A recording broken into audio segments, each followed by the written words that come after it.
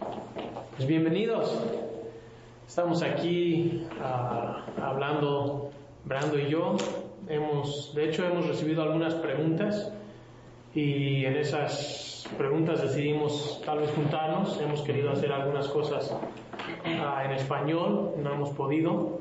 Como saben, Brando habla bien el español y poco, algo mucho el inglés. Las dos, mucho, mitad y mitad. Pero ya tenemos la intención de hacer algo en español. Entonces hemos recibido algunas preguntas de diferentes personas y decidimos hablar estas el día de hoy, y planeamos en el futuro empezar a tener invitados y hablar con ellos diferentes preguntas. Entonces, si ustedes tienen algunas preguntas que quieren mandar, pueden mandarme mensaje con tus preguntas. Si no quieres que digamos de quién es, puedes poner anónimo y los podemos hacer anónimamente. Entonces, pues vamos a empezar.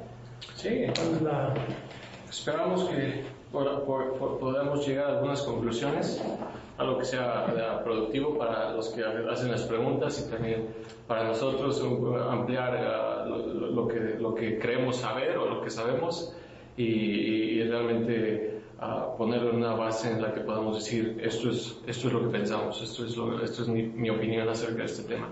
No somos expertos, entonces muchas de las preguntas vamos a responder no sé. Creo que sería lo más sabio.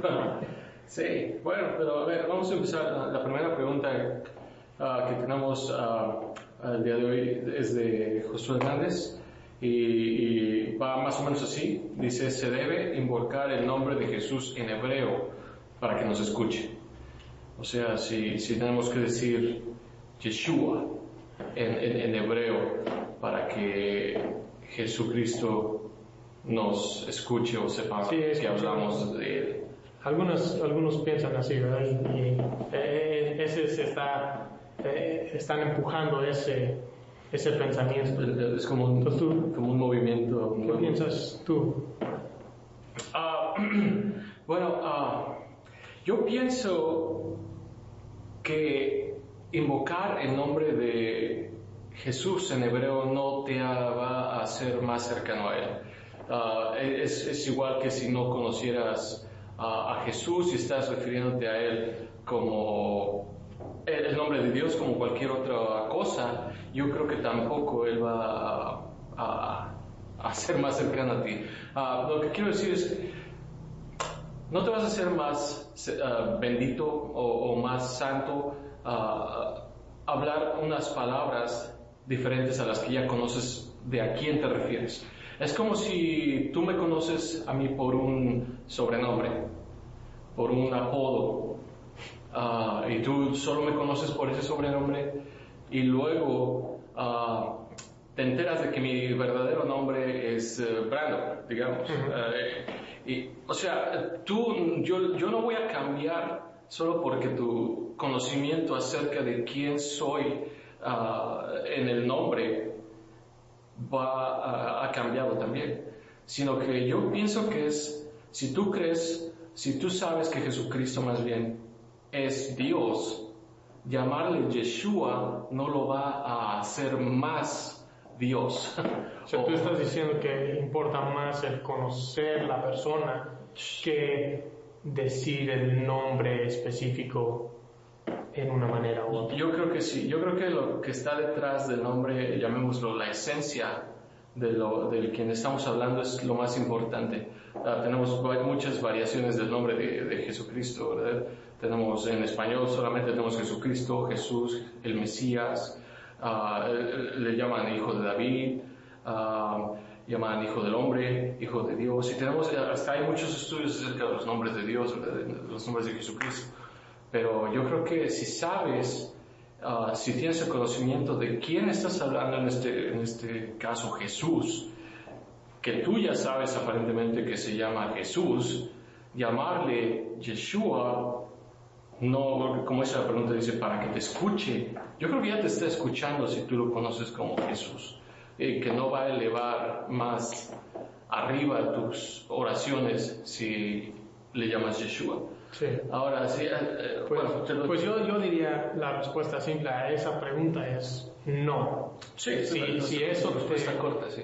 te va a escuchar más o vas a tener más cercanía a Dios si le dices Yeshua en vez de Jesús, no, eso no es cierto. Yo diría eso es un pensamiento algo místico. Y yo creo que los que creen de esta manera están de alguna manera enamorados de este deseo de sentirse más cerca a Dios por algún tipo de misticismo. Y el hablar el hebreo o el decir Yeshua en vez de Jesús se siente más, tiene un sentimiento de más cercanía, pero no creo que hay ninguna base de decir que eso es. Entonces yo creo la pregunta viene porque habla la Biblia del nombre de Jesús, y si oras en el nombre de Jesús, entonces dicen, bueno, pues es el nombre de Jesús, el nombre verdadero es Yeshua, y piensan que esas palabras, la manera, el sonido que forma en tu boca cuando dices Yeshua, de alguna manera es más espiritual. No lo creo. Yo creo, como tú mencionaste, o lo que yo creo que tú estabas refiriendo, es tienes que conocer la persona y tienes que entender quién es la persona. Y entendiendo la persona, la traducción del nombre Jesús al español es una traducción y no pierdes la esencia en la traducción. Eso es lo que yo pienso.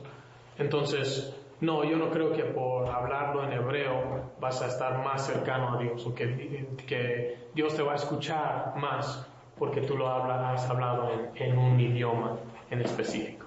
Así es. Yo creo también que, por ejemplo, es muy importante que conozcas a quién te estás refiriendo. Y quiero reiterar eso porque quiero dar, por ejemplo, hay muchos... En México, tal vez aquí en San Antonio, bueno, sí, aquí en San Antonio también hay muchas personas que se llaman Jesús, ¿no? Y entonces por referirte a uno, no te estás refiriendo a todos.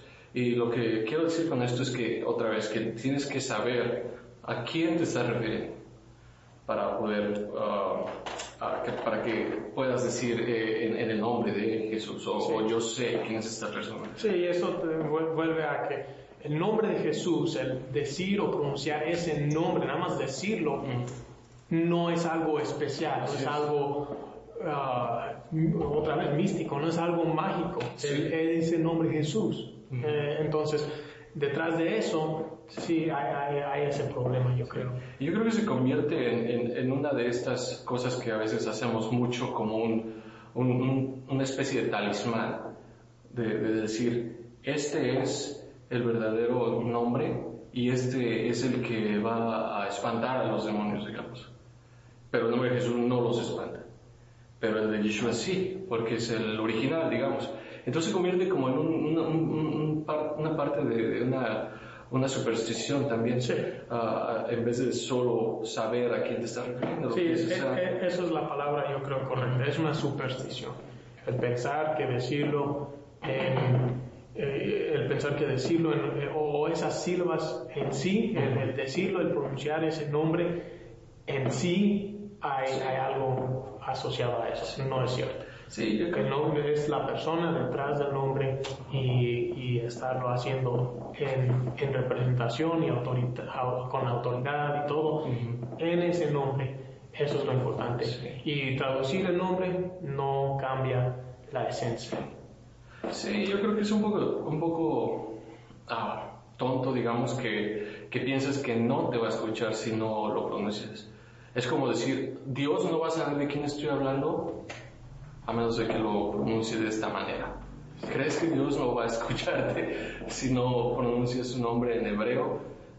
O sea, vuelvo a todas las traducciones que hay en el mundo, todos los idiomas que se traduce el nombre de Jesús, no me sé demasiados, pero hay varios. ¿Y tú crees que solo Jesús, Dios, va a hacer caso al hebreo y va a decir, no sé de quién están hablando esos de allá, pero no es de mí? Sí, no creo que si empiezas a decir que en hebreo es más cerca a Dios, ya estás pues tirando a la basura el decirlo en cualquier otro idioma. Sí. Entonces sí estoy de acuerdo con eso. Y la otra cosa es también, si tú lo quieres decir en hebreo, yo creo que es muy personal, pero no pienso que también lo debes de poner en otros, lo debes de decir en hebreo, sino que si tú lo quieres decir en hebreo, mira, es tu decisión. Yo creo que nadie te puede decir no lo digas así, o tal vez en tu iglesia si te dicen aquí se llama Jesús, es la misma persona, pero no creo que lo debes de poner en otros hermanos. Bueno, y personalmente, si tú estás pensando que necesitas o debes decirlo en hebreo, yo creo debes preguntarte por qué. ¿Qué es la razón? ¿Por qué crees que decirlo en hebreo te va a ganar más puntos? ¿O por qué? Entonces yo creo que sí, esa respuesta es no, y yo no creo que hay razón buena por pensar que es mejor decirlo en hebreo. Ok. ¿Tenemos otras? Sí, tenemos varias.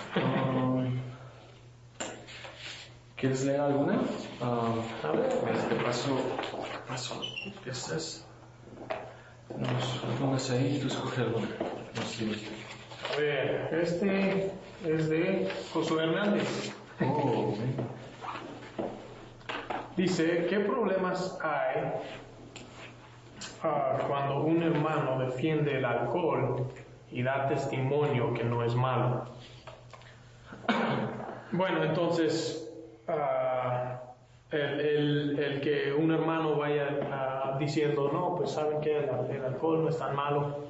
Y yo creo que la razón por la cual alguien haría eso es que siente que con tanta predicación acerca de no emborracharte y no tomar alcohol se ve como algo muy malo, y escuchando todo eso malo, luego lees la Biblia y hay algunas partes donde la Biblia muestra, ¿no?, que el vino no es como que no es de la manera que se ha representado, entonces quieren empezar a hablar bien del vino o bien del alcohol.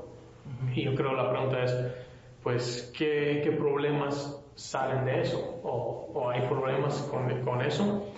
Y yo diría que sí deberías considerar muy bien si tú quieres empezar a defender el alcohol o quieres dar testimonio de que el alcohol no es malo. Y la razón es porque sí hay graves problemas, o muchos problemas asociados con el alcohol. El alcohol hace daño y hace mucho daño en familias, hace mucho daño en muchas partes, en tu propia vida. Entonces el alcohol sí tiene y causa muchos daños. Y el hacer ligero eso puede traer graves problemas. Yo creo que tú tienes que considerar las palabras que habla Jesús cuando Él dice que no debemos escandalizar, no debemos causar escándalo, no debemos causar que un hermano tropiece, y debemos pensar muy bien cuando causa ofensas a un hermano, o sea, causar que un hermano tropiece. Y yo creo que eso es lo que es muy fácil suceder si tú empiezas a defender el alcohol, si tú empiezas a decir que el alcohol no es malo, el alcohol sí se puede tomar y estás bien con tomarlo, y pues tú tienes que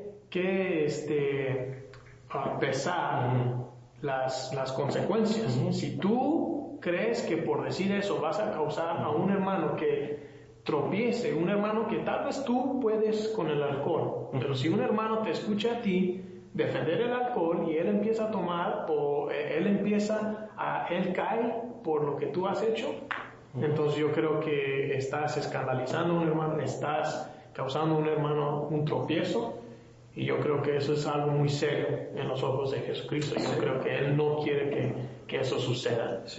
Entonces yo sí diría, ten mucho cuidado si tú quieres defender el alcohol, sí puede causar serios problemas. Sí, yo creo que es una posición muy peligrosa el decir en una congregación o hasta si no eres miembro de una iglesia, esta misma sociedad secular, llegar y decir el alcohol es bueno o algo similar.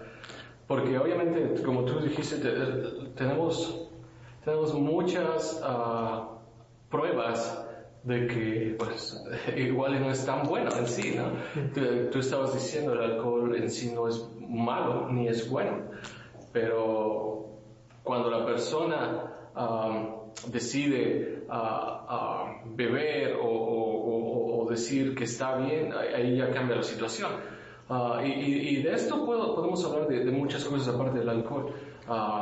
Cigarros, drogas, lo que sea. Tú puedes decir yo lo tomo regularmente y no me hace nada, o cosas así, pero debes de ser un poco más sensitivo y ver a tu alrededor de que el alcohol realmente no está bueno. Si ves a tu sociedad, tal vez a tu misma familia, vas a ver que hay muchas personas que han sido afectadas grandemente por el alcohol. Abuelos, hijos, esposos, todo. Y solamente por querer tomar un poco. Y mira, está bien, yo no, como dije también en la pregunta pasada, yo no voy ni tengo el poder de prohibir.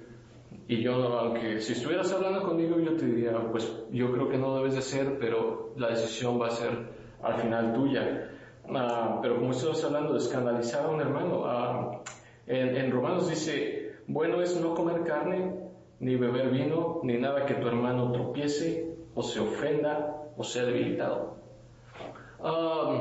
Si tú quieres beber en tu casa, esa es tu prerrogativa, esa es tu decisión. Si tú quieres venir a mi casa y decirme que el alcohol está bien, vamos a tener una plática muy grande acerca de eso, porque yo no creo que está bien. Y yo personalmente no creo que está bien, porque yo no quiero que mis hijos me lleven a ver borracho, no quiero que me lleguen a ver tambaleándome como un tonto y que esa imagen esté en su cabeza y decir, ese es mi padre. Yo tengo una versión más o menos fuerte porque yo sí viví con mucha experiencia acerca de esto, de hacerlo y de verlo, de beberlo y de ver cómo otras personas lo hacían también. Y como que decir que no es destructivo se me hace un poco en el lado de la fantasía. ¿Tiene alcohol? ¿El alcohol tiene un... Si pudiéramos medirnos perfectamente, si tuviéramos usarlo idealmente, tal vez no tendría problemas, pero así como somos, sí, es muy... Tendemos a arruinar todo. Sí, es cierto. Todo. Entonces tú piensas algo bueno y nosotros lo hacemos malo la mayoría de las veces. Sí, y obviamente obviamente si está hablando de dar testimonio de que el alcohol no está malo, pues se puede usar el alcohol obviamente en áreas médicas, sí, para el bien. Entonces, si estamos hablando de eso, si estamos hablando de que tú quieres divertirte o tú quieres nada más probar el alcohol, sentirlo, hay mucho peligro con eso. Mucho peligro, claro. Si tú piensas, nada más quiero probar un poco de vino, nunca lo he probado y se ve muy rico. Pues mira, yo creo que sí hay muchos advertencias que se deberían dar, porque es algo serio, es algo grave, y defenderlo, estás empezando a poner tropiezos a aquellos que no pueden. Claro. Entonces sí, yo creo que es algo peligroso. Mucho. Bueno, déjame leer otro aquí. Este es... déjame ver. Este es... Dice... ¿Se considera robar ovejas si intentas convencer hermanos que tu iglesia es mejor?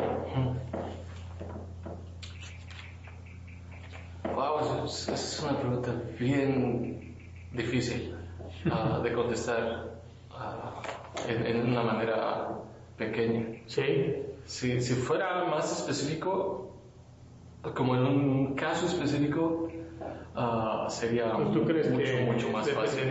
Dependería del caso. Claro, bueno, pero ahí está planteando como si alguien dice, está bien robar ovejas de otra iglesia, pues sí. como activamente ir a otras iglesias y robar convertidos, así sí. O sea, si ese es tu ministerio, debes de buscar un ministerio nuevo. Ese no es un buen ministerio para estar lleno de iglesias que ya han ganado personas que tú no ganaste para traerlas a tu iglesia.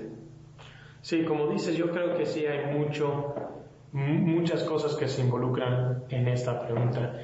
Y eso es que yo creo uno tienes que pensar en qué son las intenciones detrás de tú intentar convencer a otros y cuál es el punto. Entonces, ir a convencer a hermanos de que tu iglesia es mejor, primeramente yo creo que no está mal convencer a otros de la verdad.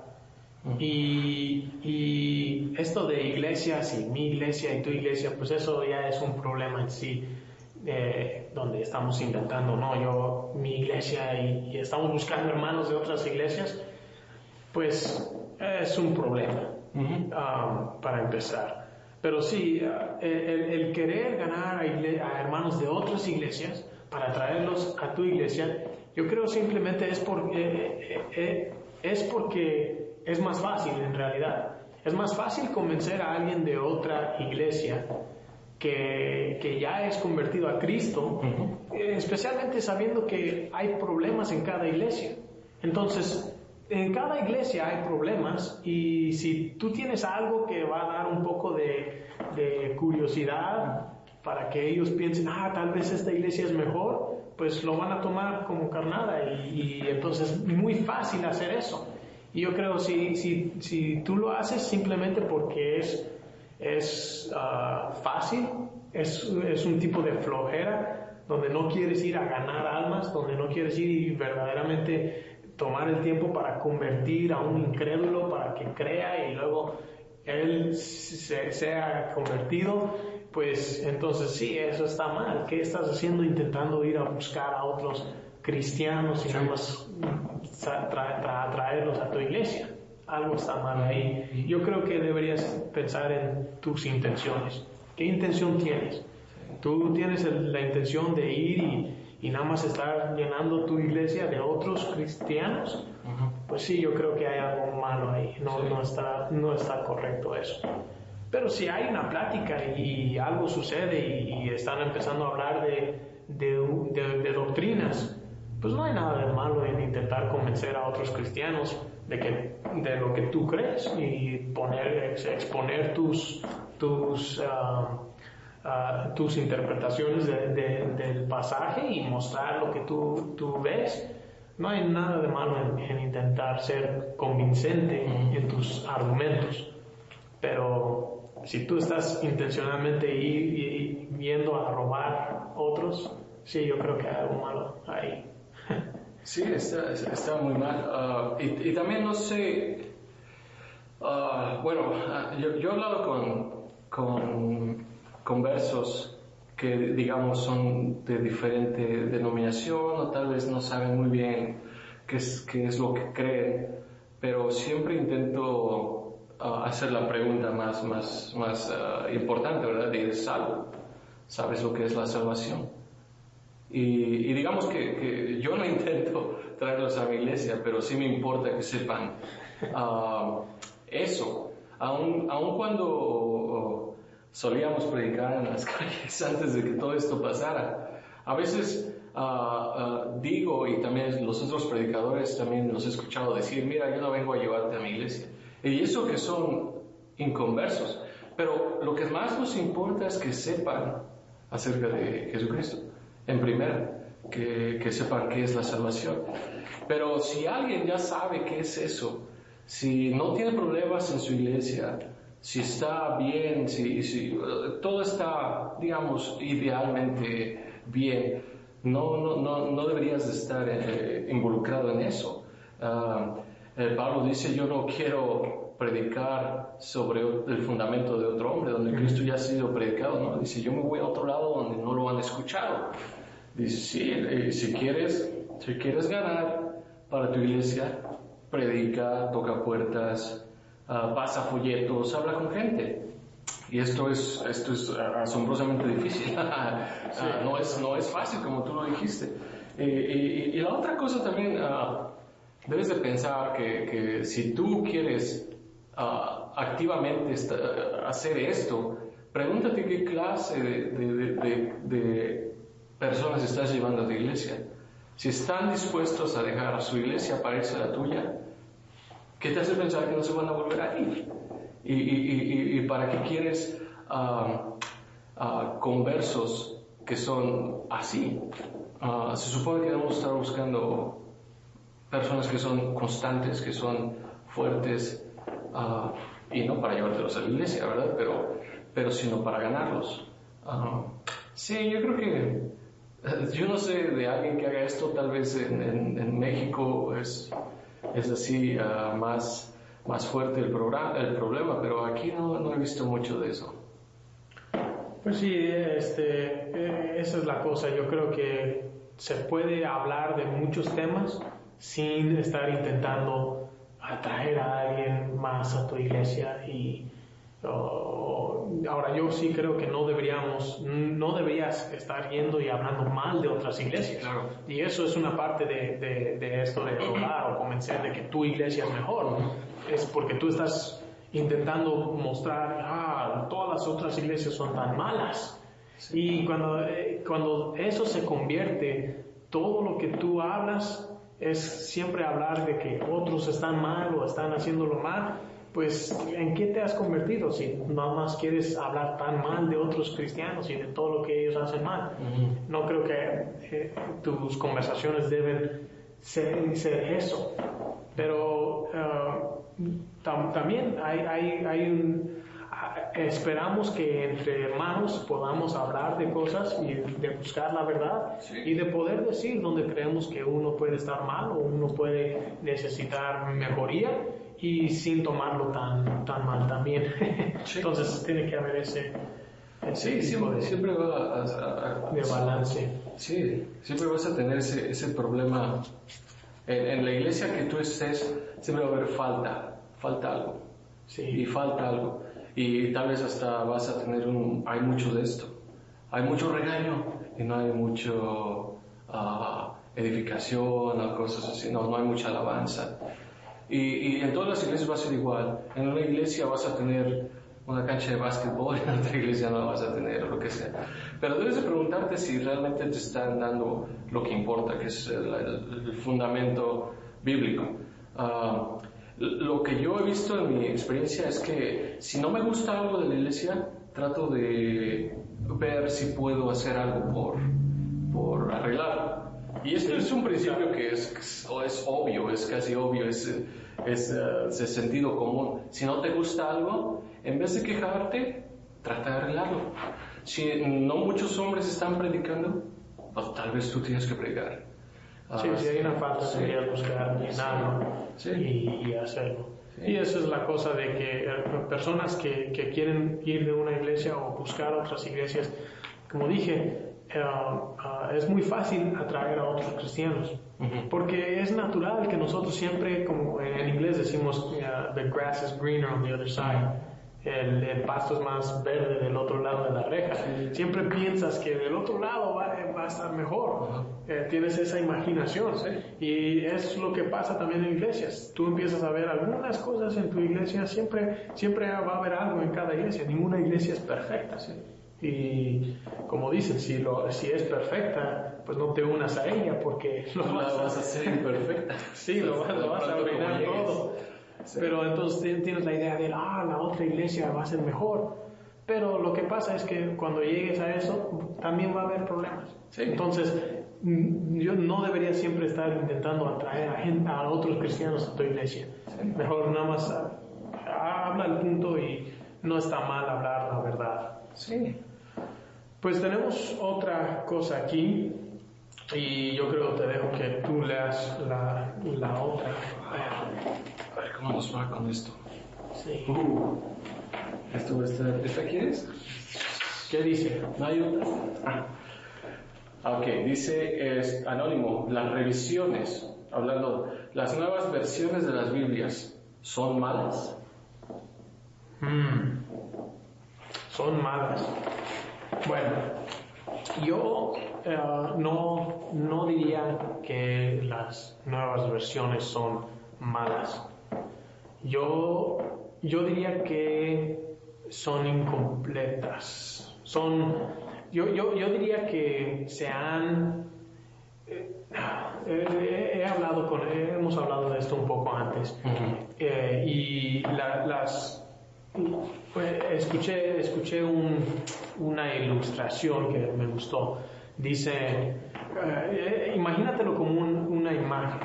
Y tú puedes tener una imagen de alta resolución o puedes tener la misma imagen en una baja resolución. Tienes buena calidad o mala calidad. Y es la misma imagen, pero una tiene mucho detalle porque es de alta calidad, tiene mucho detalle. Otro es de baja resolución y no tiene suficiente detalle, aunque es la misma imagen. Pues yo creo eso es lo que ha sucedido. La razón que las nuevas versiones hay tanto problema con esto, yo creo, es porque recientemente encontraron, recientemente han encontrado otros textos, otros manuscritos. Y estos manuscritos alejandrinos,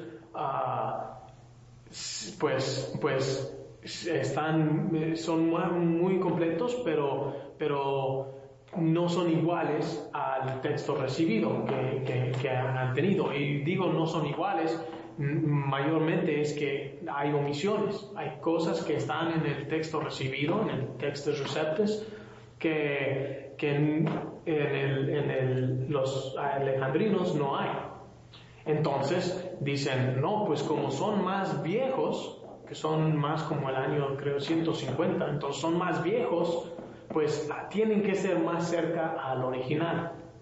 Y entonces como el texto recibido pues son de más recientes, no son tan cercas al original. Y esta es la idea y esta es la razón por la cual las nuevas versiones se han alejado o rechazado el texto recibido y se han acercado y han aceptado estas antiguas, que son un poco más antiguas, como las que sí son más cercanas.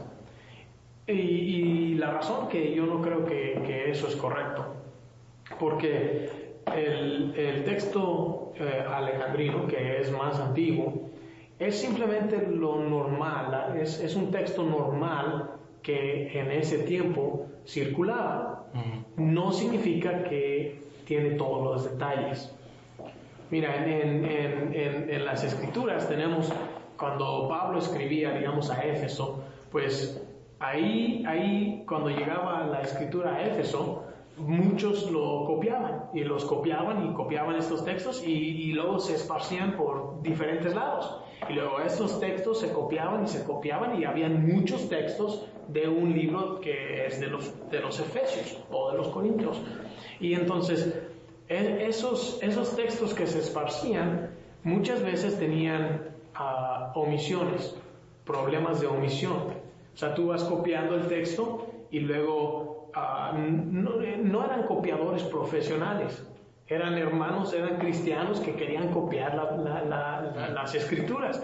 Entonces, no eran profesionales, entonces omitían cosas.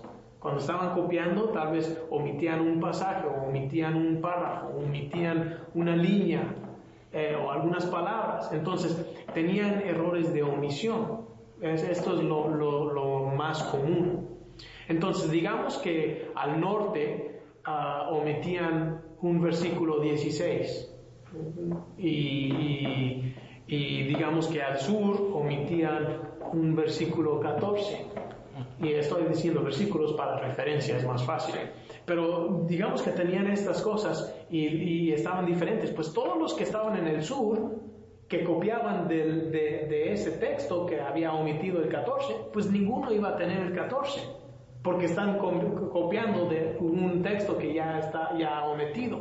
Igual del norte.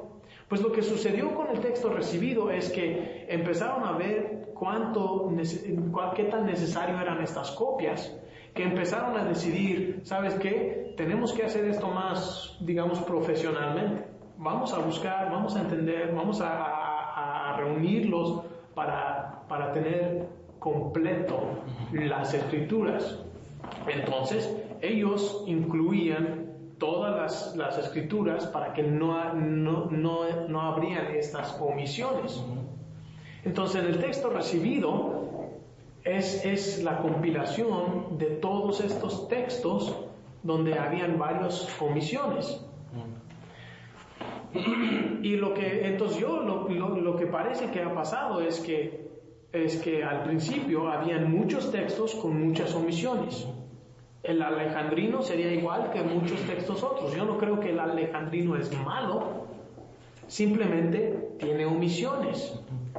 Y luego cuando el texto recibido va creciendo y va aceptando los textos que hay, pues se hace más completo, se hace más con todos los detalles. Es la misma imagen.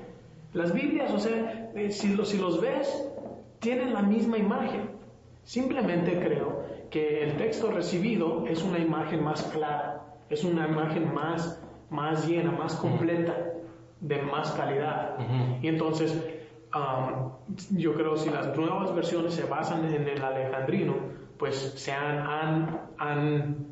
han perdido esencia, han perdido ciertos detalles que el texto recibido había acumulado. Y entonces yo no diría que el alejandrino es malo. Ahora, yo creo que sí hay un problema cuando una persona rechaza el texto recibido para aceptar el alejandrino. Yo creo ahí sí hay algún problema. Estás rechazando lo que cristianos han aceptado por años como la palabra de Dios, y rechazas eso porque piensan, pues este texto tiene que ser mejor porque simplemente es un poco más antiguo.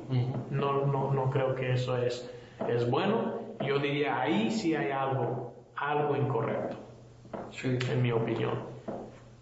Sí, creo que estoy de acuerdo con la mayoría de lo que dijiste. Decíamos que todo.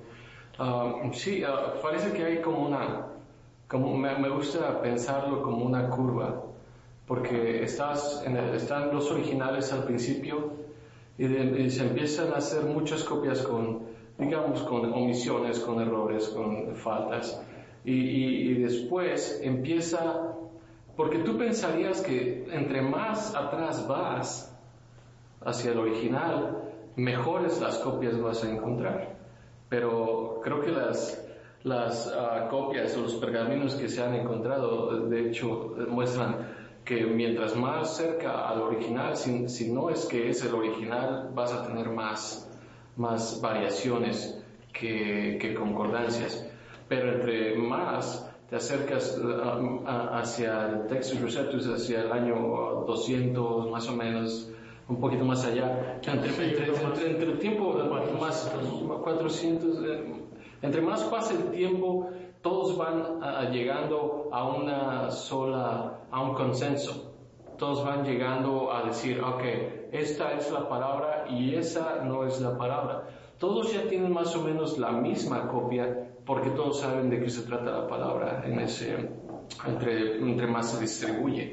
Sí, van juntando, van colectando más información y aceptándolo. O sea, es de la información que tenemos, los cristianos estamos aceptando esto como lo que estamos juntando. Sí. Entonces, sí. Y eso es bueno porque es como un escudo que dice, aquí está el otro, el verdadero, y luego lo comparas con lo que la mayoría ya puso como la palabra, y dices, ¿sabes qué? Ese no concuerda con lo que tenemos ya en el consenso. Sí. Y así, entonces, todas estas copias van sirviendo más como un escudo que como una discordancia, sino que llegan a concordar tanto que se hace consenso, otra vez voy a decir. Sí. Consenso. El texto recibido. Sí. Así es. Sí. Y de eso se basan, digamos, la Reina Valera antigua versión, el King James Version, se basan en el texto recibido. Y muchas de las versiones nuevas se basan en estos textos que son más antiguos pero tienen omisiones, y por eso no vas a encontrar ciertos versículos en estas versiones más nuevas. Pero yo creo nada más es eso, ya tienen menos claridad, menos calidad. Eso es lo que yo pienso. Sí. Y pues yo creo que esas son todas las preguntas por ahora. Y yo creo que Josué y algunos anónimos pudieron contribuir para esta vez. Gracias. Gracias por mandarnos tus preguntas. Como dije, si tienen más preguntas, mándanos un mensaje en Facebook. Tú puedes mandarme un mensaje ahí y podemos hablarlos. O si quieres dejar unos comentarios aquí, pues tal vez podemos llegar a esas preguntas la próxima vez. Y vamos a empezar a tener algunos invitados para poder preguntar a diferentes personas. Yo creo un día de estos vamos a tener a tal vez Miguel Riggs, a Memo Kincaid, entre otros. Hay varios hermanos que hablan español, ¿verdad? Sí. Aquí. Entonces vamos a ver si podemos tener más diversidad y hablar de cualquier pregunta que puede salir para pasar el tiempo mientras estamos en este cuarentena. Necesitamos hacer algo. Sí, y ocupar nuestras mentes. Sí, y ojalá podamos llegar a como dije, a conclusiones que sean útiles, que podamos ponerlas en práctica y que valga la pena. Sí, obviamente no queremos hacer esto muy largo, no vamos a entrar en mucho detalle. Es muy difícil no expandir tu respuesta, pero intentamos mantenerlo corto. Pero bueno, por ahorita es todo. Sí. Nos vemos la próxima vez. Gracias.